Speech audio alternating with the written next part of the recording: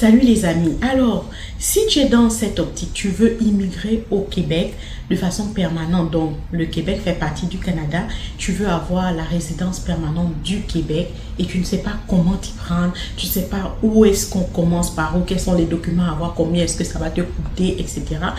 Je te dis de rester scotché juste après le générique. On va en reparler, je vais t'expliquer étape par étape comment est-ce que tu peux quitter de l'Afrique ou de l'étranger en général, venir au Québec directement en tant que résident permanent. On s'est dit à tantôt.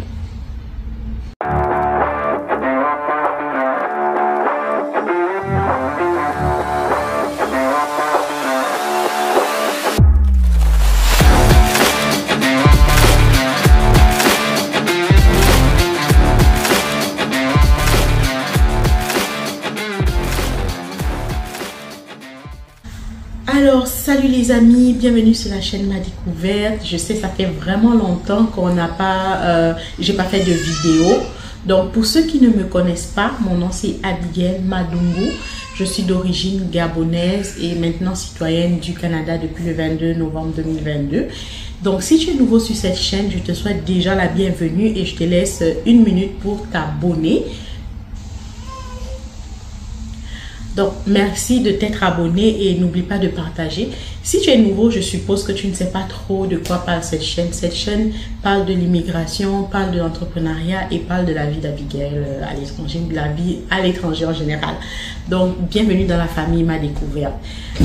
Sans plus tarder, moi, je vais rentrer dans le vif du sujet. Donc, je vais rentrer dans le vif du sujet. Aujourd'hui, on est censé parler de comment obtenir la résidence permanente du Québec depuis l'étranger. En d'autres termes, comment venir au Québec en tant que résident permanent depuis l'étranger. Je suis sûre qu'il y en a beaucoup de personnes qui veulent venir au Québec déjà parce que le Québec, on parle le français et parce que vous-même, vous parlez le français. Peut-être parce qu'au niveau de l'entrée express du côté anglophone, vous n'avez pas pu avoir assez de points.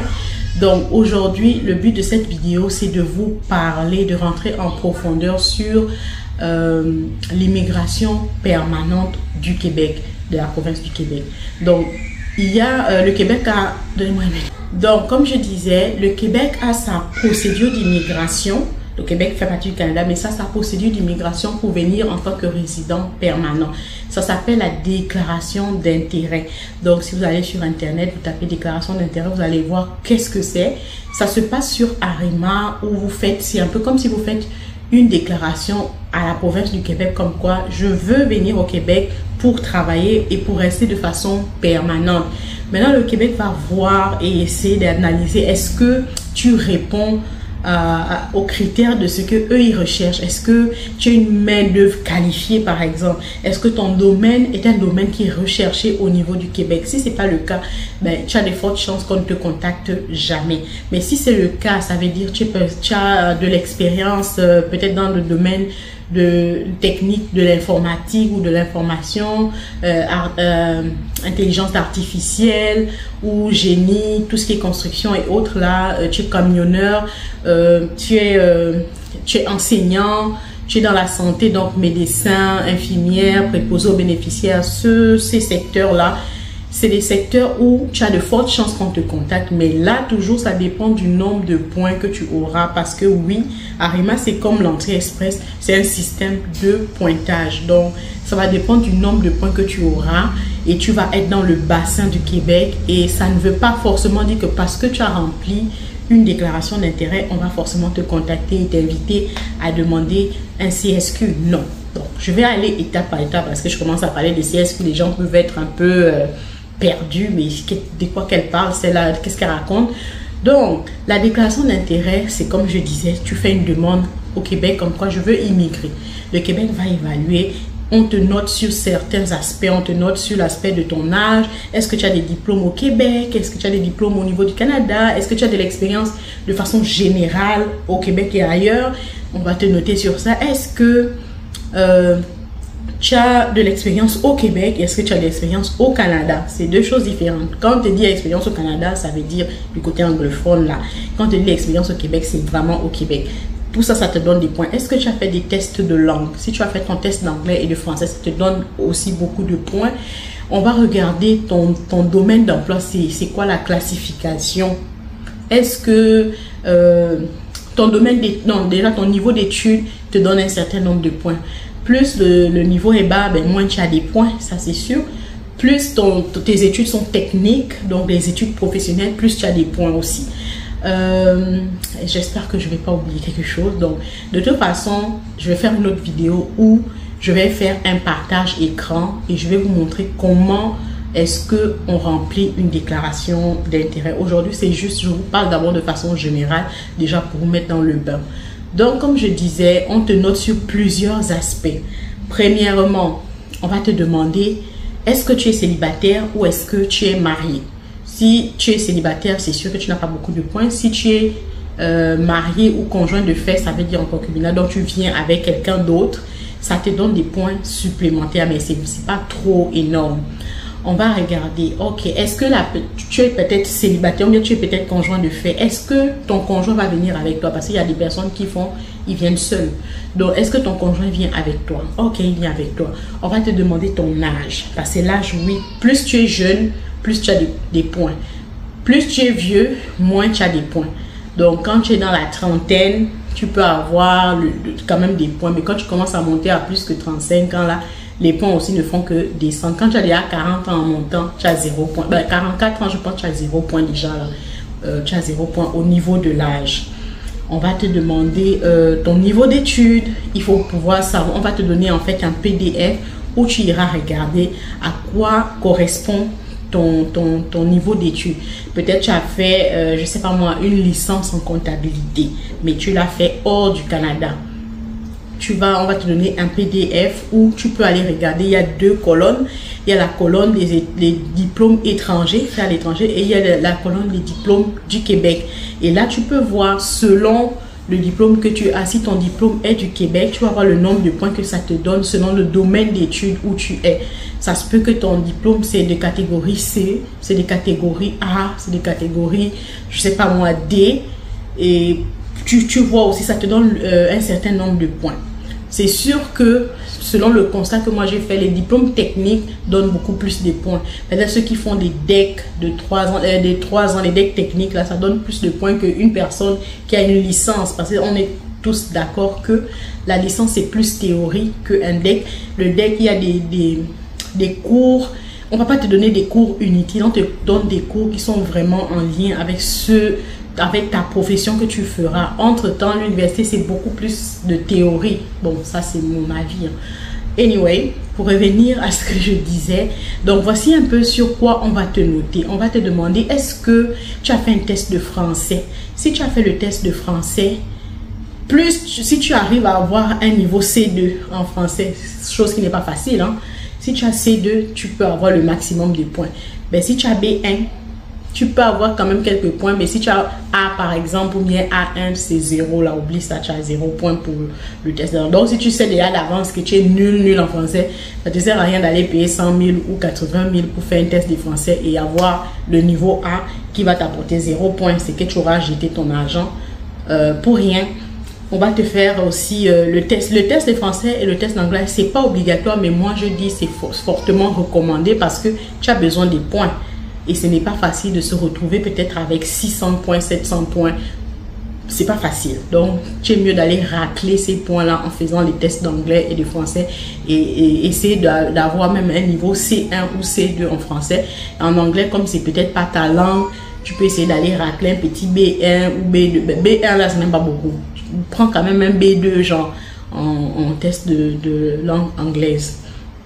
Ensuite, l'autre avantage, si tu veux encore maximiser tes chances, c'est d'avoir un contrat de travail sous la main. Si tu as un contrat de travail, ça va te donner beaucoup de points parce que le contrat de travail est noté, je crois, sur 300 points. Donc, tu peux facilement aller prendre 300 points ou 200 points ou 150 points. Ça va dépendre de ton domaine, en fait, ton domaine de travail ou d'expérience, si tu veux. Donc, si tu as un contrat, ça te donne beaucoup plus de points. Tu as plus de chances de te retrouver à plus de 500. Parce que dites-vous que la déclaration, c'est noté sur 1320 points ou 1330, je ne me rappelle plus bien. C'est noté sur ça. Donc, il faut avoir au moins le minimum là, donc au moins, je sais pas moi, 600, 700, c'est que tu as quand même des chances qu'on te contacte. Parce que quand tu as fait ta déclaration, tu restes dans le bassin. On peut t'appeler comme on peut ne pas t'appeler. Si tu es retenu, c'est qu'à ce moment, on va te contacter, on va te dire ton profil nous intéresse, tu vas répondre peut-être à la main d'œuvre du Québec dans tel domaine. On aimerait bien que tu immigres de façon permanente. Et pour ce faire, le Québec doit te donner l'invitation de faire la demande de CSQ.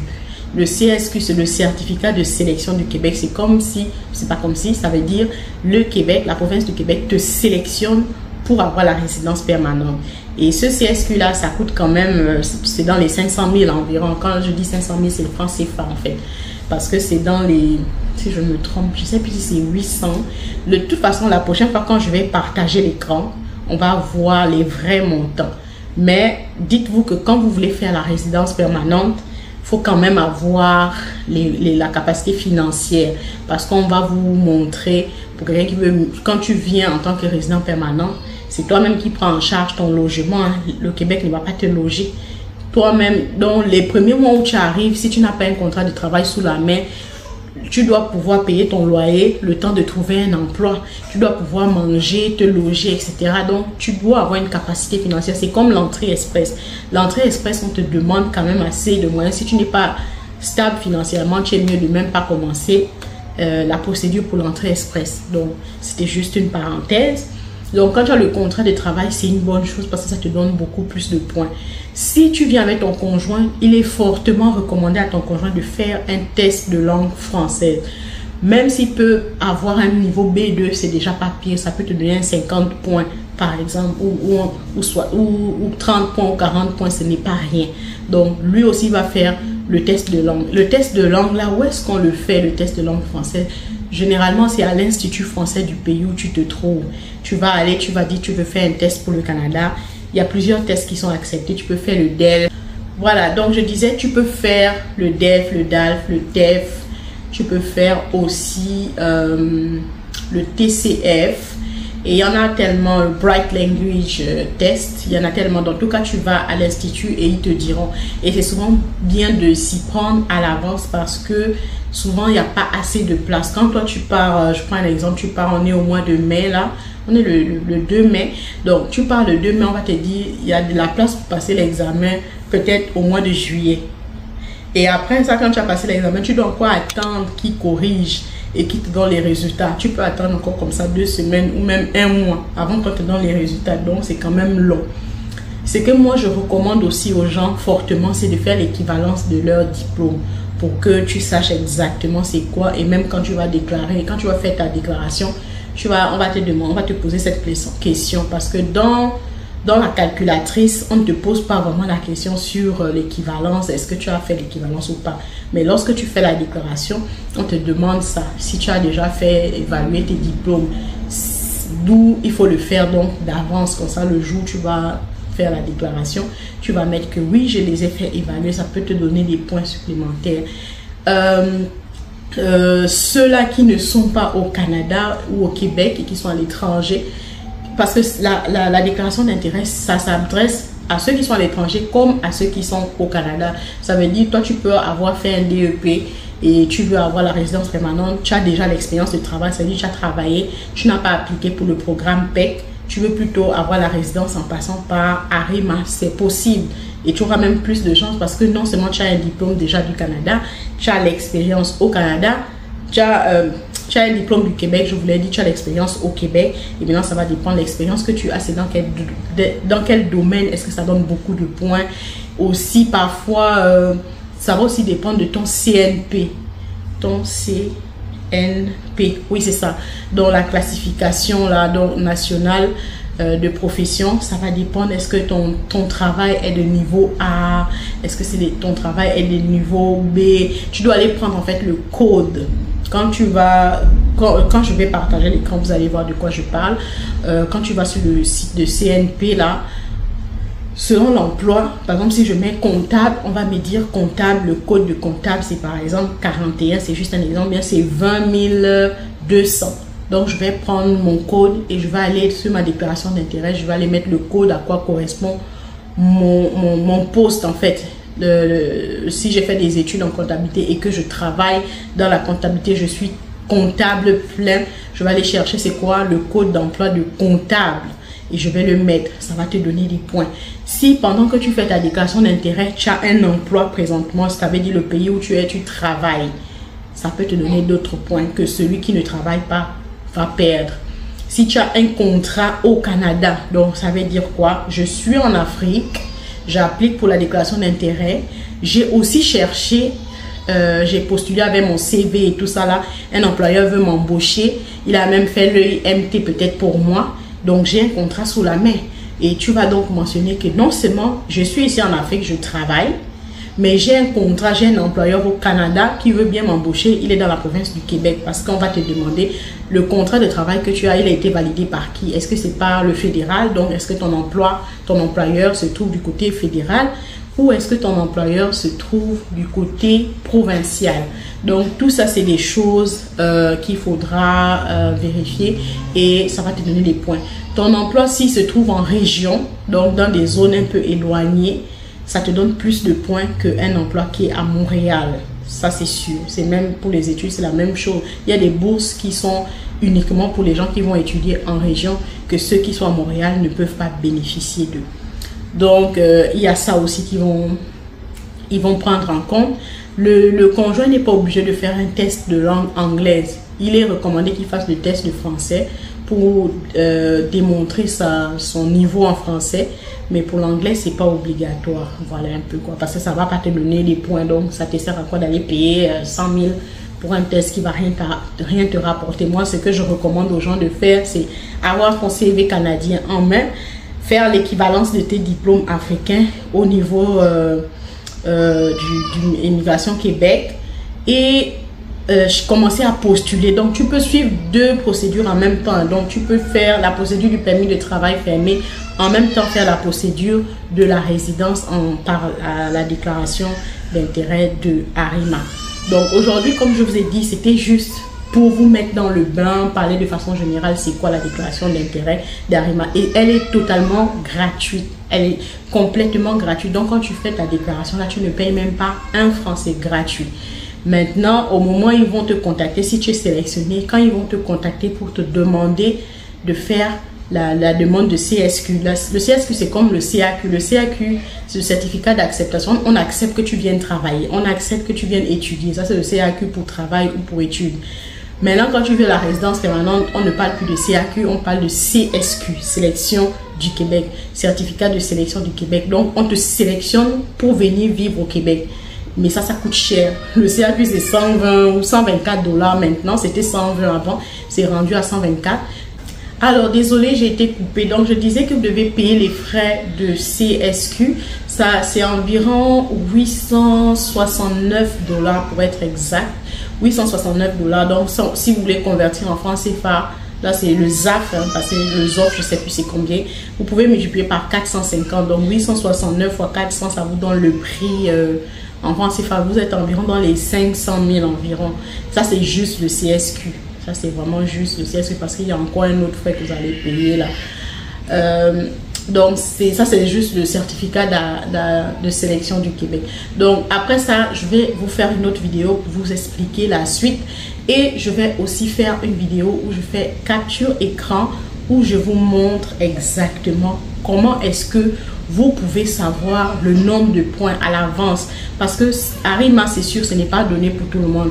Si quand tu vas remplir la calculatrice, tu vois que tu n'as pas assez de points, ça ne vaut pas le coup d'aller faire la déclaration. Tu vas aller payer les tests de langue, etc. pour rien. Parce que tu ne vas jamais être sélectionné, on ne va jamais te contacter. Mais si tu vois que tu as assez de points, tu es dans les 600, tu es dans les 500, même 500, ce n'est pas beaucoup forcément, mais tu peux quand même tenter. Parce que 500 sur 1300, ce n'est pas la moitié là. Vous voyez un peu. Donc, mais tu peux quand même tenter, on ne sait jamais. On ne sait jamais. Donc, je vais vous montrer comment est-ce que vous pouvez aller évaluer votre profil pour voir est-ce que vous répondez aux critères. Et à ce moment, si vous répondez aux critères, vous pouvez vous lancer dans la déclaration, aller remplir. Maintenant, si vous avez besoin d'aide pour remplir, vous savez que je suis toujours là, je peux vous aider. Vous pouvez prendre une consultation avec moi en allant sur mon site www.ma-découverte.com. Et là-bas, vous allez cliquer sur contacter, vous allez voir la marche à suivre pour prendre un rendez-vous avec moi et vous pouvez me poser toutes vos questions. Je tiens toujours à rappeler que je ne suis pas un agent d'immigration, je ne travaille pas à IRCC, je n'octroie pas de permis de travail ou permis d'études ou whatever. Je ne travaille pas pour immigration. Tout ce que je fais, c'est basé sur ma connaissance personnelle, sur les recherches que je fais sur Internet et sur le site d'immigration. Donc, moi, ma fille pleure maintenant. Je vais devoir vous laisser. Je vais vous revenir pour une prochaine vidéo. Je vous invite à partager la vidéo, à vous abonner à ma chaîne et surtout à visiter mon blog. Comme ça, vous allez avoir des articles très intéressants là-bas que j'ai laissé pour vous en lien avec le CV, le permis de travail, pour ceux qui sont pour les études. Si vous recherchez une école, vous voulez vous inscrire pour venir au Canada, n'hésitez pas parce que j'ai des partenariats avec certaines écoles. Je peux vous inscrire facilement. Sans forcément vous demander quoi que ce soit à payer. Bien sûr, vous devez payer les frais d'admission, mais je veux dire pour la commission, je ne demande pas forcément une commission pour inscrire un étudiant. Donc, je vous dis à la prochaine. Merci d'avoir regardé la vidéo.